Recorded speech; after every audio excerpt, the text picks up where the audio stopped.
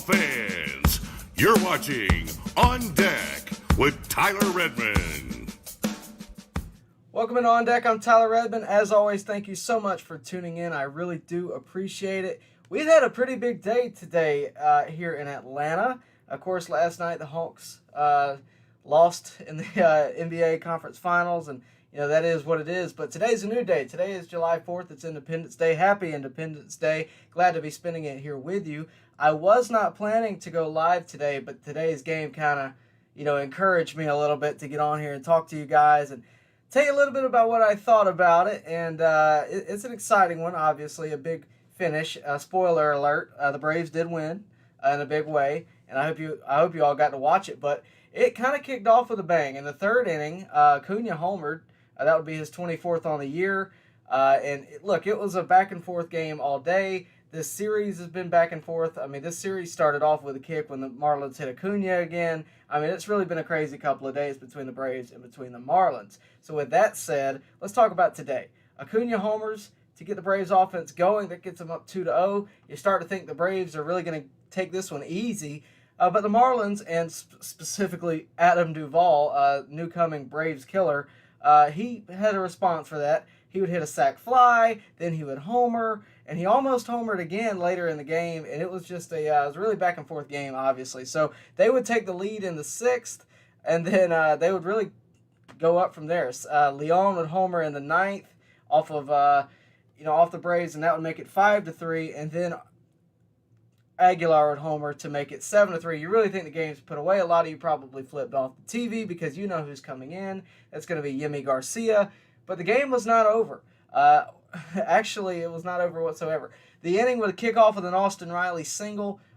Dansby would then almost hit into a double play, but doesn't. He makes it to first in time, and then the runs really started coming in. Back-to-back hits. Heredia's been hotter than anybody lately, and it really just started rolling in. Orlando Arcia, by the way, he came to the Braves today. He has been in Gwinnett. He's a former shortstop for the Brewers. He's been playing left field for the past couple of games in Gwinnett. Got called up today, played left field. Now, that's very interesting. I might have to do a whole separate video on that at a later date. But he comes in and gets his first hit as a Brave earlier in the game. But then late in the game, he would drive in a run.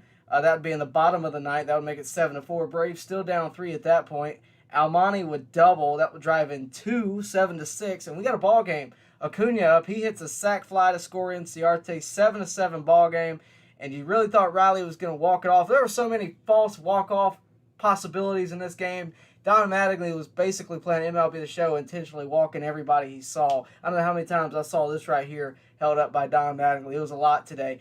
But eventually, finally, in the bottom of the 10th, it would be none other than Max Fried who walked it off for the Braves today. And this isn't that surprising. Max Fried is our go-to bench guy when our bench runs out at this point with Huascar being out.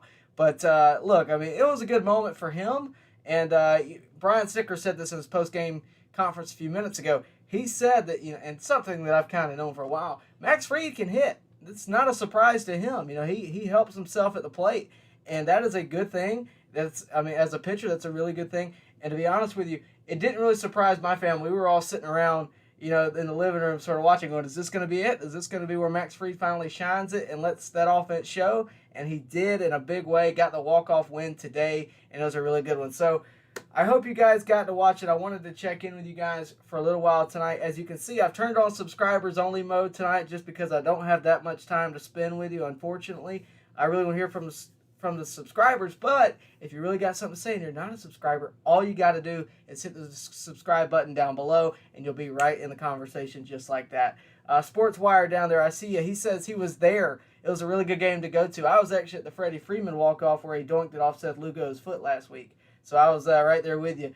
And, of course, we got to watch that finish here at home as well. But it was a good game. And, Charlie Morton, he had a Charlie Morton day where he pitched pretty well but gave up that one couple mistakes. And, it led to him not being able to pick up the win. But overall, I thought this was a good win. And this is carryover. And I told you this the other day. It's carryover from when the Braves beat the Mets. I firmly believe that. I told you that when the Braves beat the Mets, when they beat DeGrom specifically, when they were able to do that, I thought that might be a momentum shifter in their whole entire attitude as a team and their whole entire mojo, and I still think that's the case. I think that's going to carry over for a long time. I think they've won like 11 out of their past 17 or something like that. I mean, at that's on pace. If it was a year, that's on pace for winning over 100 games of the season. So obviously that hasn't been the case all year long, but it is an interesting trend as of late, and I think that's going to be big going forward. Of course, we got the Pirates next, and then we got another series with the Marlins shortly right after. So if we can get on the Marlins now, if we can beat the Pirates in a series, the Mets, I think they lost game 1 today if I'm not mistaken, and I think they also have a doubleheader today. So keep an eye on the Mets too, and root for the Yankees. If we can get some ground on the Mets now, it'll spell success for the future. And I think these next couple of weeks are going to be really important because, look, the trade deadline is not that far away, July 30th at 2 o'clock. So the Braves got to make something shake if they want to do something at the deadline. If they want management to buy into this team, they got to prove themselves over the next couple of weeks. They got to prove that they can actually win with some of the pieces they have right now. They got to figure out who's worth what, who needs to be traded, who's going to be traded, and what they're going to trade for. I think obviously we're going to need pitching. I think obviously we probably need some form of bat in the lineup somewhere. Because our offense hasn't quite been hitting on all cylinders like it should, and you can blame that on d'Arnaud being out. You can blame that on a lot of different things. You can blame that on the fact that we didn't get Duvall back after last year. You can blame it on a million different things, but don't blame it on management. And I know that's not the popular opinion right now. I mean, we were halfway through today's game, and I tuned into social media, and I already saw fire AA posts. I think that is a very ignorant statement. I think that is something that you have to step back. You have to realize there's a lot more to baseball than just making decisions and hoping they work out. You know, AA put the best product he could on the field this year. I do believe that. And I don't think any of us sideline managers would have made any other decision better than what him and Brian Snitker and their entire staff have made. I think we have to realize that. I think, everybody's kind of underperformed this year, and when I say everybody, obviously I don't mean specifically every player. Obviously some have overperformed. I think Austin Riley has been a pleasant surprise. I think Ronald Acuña has actually been better than years prior. Ozzie Albies has obviously been firing off on all cylinders. But you can't tell me that you haven't noticed Freddie Freeman struggling this year, and who would have expected that? No one would have expected Travis d'Arnaud to go out like he did. No one would have expected Huascar Ynoa to break his hand. There have been so many different obstacles. Mike Soroka being hurt, continuing throughout the rest of the season more than likely, and nobody could have told me that would be any different. So at that point, I think you have to realize that management did the best they could in putting a good product on the field. And with that out of the way, I just want you to realize that you can tell me you want to fire AA, right? And I'm sure you've been in conversations. If you're not in that camp, I'm sure you've been in conversations with other people talking about them trying to convince you we need to fire AA or we need to fire Brian Snitker. When they do that, here's what I want you to say. I want you to ask them to give you a name of the replacement today. Who do they want to bring in? Because that's how you set yourself up for failure. Let's just throw another sport at you. Let's throw college football at you for a second. Let's say we can use Auburn University. Let's say, last year they fired Gus Malzahn. What was the plan after Gus Malzahn? You got to get somebody better. If you're going to fire a guy, you got to tell me you got someone better sitting in the waiting. I don't think there's anyone out there better to manage than Brian Snitker at the moment. I really don't. I don't think that there's a better general manager out there that knows our system the way we have it right now better than Alex Anthopoulos. And I really think that we're set up for success, not just for this year, for the next 5 years, for the next 10 years. I really think that. And you're not going to be successful when you bring in a different general manager every few years. It wasn't long ago we had John Coppolella. He was gone. We kind of had a setback. Now we have Alex Anthopoulos, who, by the way, has been successful in a postseason or two. So you got to give him a chance to get the product on the field. It is his job to right the ship. Make no mistake about it. But he's done it before. Look at his track record. Look at what he did with the pitching staff a few years ago. And I know the names now are a little bit fishy based on the bullpen this year. But he brought in Shane Green, Mark Melancon. He brought Chris Martin. He brought those three in when the bullpen needed help. And as an immediate effect, they did that. This year, obviously today, Shane Green struggled. This year, it's been a little fishy. Like I said a minute ago, we obviously need bullpen help again. I think we're going to get it by the deadline, and I think we're going to make a run this postseason. I really do. Or at least we're going to compete with the Mets to make it 2-1. I really think so. And, you can tell me that, all is lost with this team. I'm not a buyer in that belief. I will never be a buyer in that belief, not until we are a 100-loss team. I just think we're not out of it yet. We're only 5 or 6 games back, if that. No, not even that. We're like 3 games back right now. And I think, if we can continue to gain ground, if we can continue to win series. We won the Mets series last time. We won the Marlins series today. We've at least split it. If we can continue to hop on that trend where we're winning series, we'll gain that ground. And that's the kind of thing that convinces management to make a buy at the deadline. And until that happens, we're going to continue to sit here and be upset, as Atlanta fans tend to do. It's just in our nature. But realize that there's more to this team than meets the eye. There's more to this team that we're going to see throughout this season. Understand that, and I think you're going to be excited for the rest of this year. I told you that the Mets series was going to be a turning point. I do believe that. I think we're set up for success for the next about week and a half. I don't know too much after that. I don't know the schedule on top of my head after that, but I know we have the Pirates next. We have the Marlins after that. By the way, 2 fifth-place teams last in their division. It's time to get some wins on the board, and the Braves are starting to do that. They're starting to get hot at the right time. And I said this the other day. They're starting to pick themselves up. When someone doesn't have their best day, someone else does, and that's what's important here. Shane Green didn't have his best day. Charlie Morton didn't have his best day. But the offense came through late. And that's the Braves that I know. That's the Braves you know. Not the Braves that give up runs early and don't get them back. I'm talking about the Braves that come back in late innings, put up runs in late innings, and win ball games that way.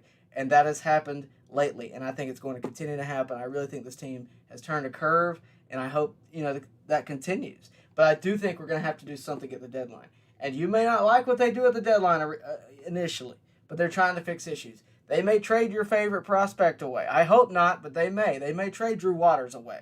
I know that's going to disappoint a lot of you. They may trade Christian Pache away. It's going to disappoint a lot of you. But realize that there's more to it than just competing this year. There's a long-term effects, so they might not do anything. I doubt that. I think they're definitely going to make some kind of move for bullpen help if they want to compete at all this year, because our bullpen has been that rocky. But they might not go get an all-star caliber player, but they might get a fix. They might get somebody that's going to come in and deal with an inning or two.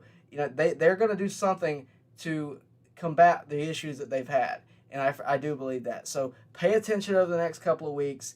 And I really think Double A is going to make a splash. Hopefully, I think that will be the case, and we'll see what happens. If you got any questions, get them into the chat. I will be answering for a few more minutes, but not long. I do got to get out of here in just a couple. I do appreciate all you guys tuning in. I know it's kind of last minute. We're just sort of here, but it was such an exciting game today with Max Fried walking it off. I hope you guys got to go to the game the other day and get a Max Fried bobblehead. I actually went there just for that the other day, and what timing that was. So Max Fried, obviously a very exciting day for him, an exciting day for the Braves. And, we haven't had too many comeback wins this year. So to have one today and to have a pitcher walk it off and, get ready for his next start, I guess, in a few games, it's a really interesting dynamic. And I think, that's a good moment to continue the momentum, because I told you we had momentum after that DeGrom win. We had momentum after we beat the Mets in that series. We had momentum, and I still think we do. I think it's going to continue. I think this is just going to help continue that trend into the next series with the Pirates, and continue that trend back into another series with the Marlins. And remember also, I mentioned the Mets earlier. We're obviously in a division chase right now with the Mets. And with that said, the Mets have a lot of doubleheaders to make up. We have more losses in the column, but they have less games in the column. So with that said, they have a lot more games to make up. A lot more games to make up. Your pitching gets a little bit behind. You start making mistakes. Things start happening. The Braves are currently in second place, right above the Nationals. One more win than the Nationals have, but the same amount of losses. Just a slightly better winning percentage. They are slightly behind the Mets. They are only 4 games back. And look, I know 4 games back sounds like an eternity based on what we've seen out of the Braves in recent years. But it's really not. This is not something that we can't get out of, okay? I mean, it's really not. You look around MLB standings in general, we're not that far out, guys. That is something that if the Mets start slumping and the Braves start getting hot like they're doing right now, and they keep that going, we can easily match it, and I think we're going to topple them at some point. And to be honest with you, I think the Braves are a better team in general. I think they've made better decisions on a managerial level in terms of who they've decided to sign contracts to. Obviously, Francisco Lindor is a big one for the Mets, and he hasn't quite performed like everybody thought he would. And I know some of you are going to say, well, there's a lot of Braves that haven't performed like we thought they would. but we're not paying them near what Francisco Lindor is being paid, and he was expected to have an immediate effect, and that has not happened.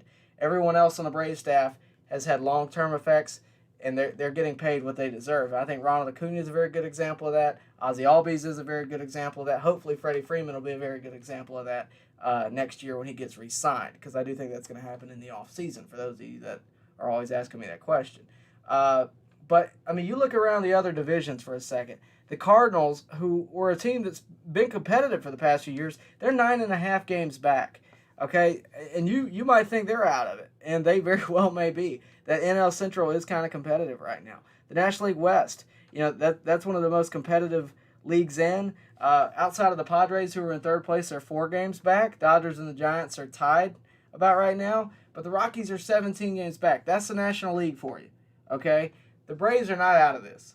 Okay, and I really think they're going to make a splash at the trade deadline to get right back into the fight and to get right back where they need to be. So with that, guys, I am going to hop out of here. I appreciate you tuning in. I really enjoyed talking to you. Hopefully we'll be able to do this again, and hopefully the Braves will give me another comeback win that I can come on here and talk about. So until that, I do appreciate it. And before I go, I guess the best thing I can tell you to do is to go subscribe to this channel. That we got content coming out all the time. We have a lot of things planned throughout the next few weeks. Coming up, I'm going to have some interviews in about mid-August. I'll have some interviews to put out, and they are good. If you're first time to this channel, I do appreciate you tuning in. Make sure you subscribe. Hit the bell for notifications, all that good stuff. And, of course, like this video. Get it out there to other Braves fans. Share it with Braves fans, because I do always appreciate that. And, of course, you can follow me on social media, Tyler Redmond, at bubblegum_Jesus. So tune in there, tune in here, and I'll see you next time right here at On Deck. Thanks, guys, for watching.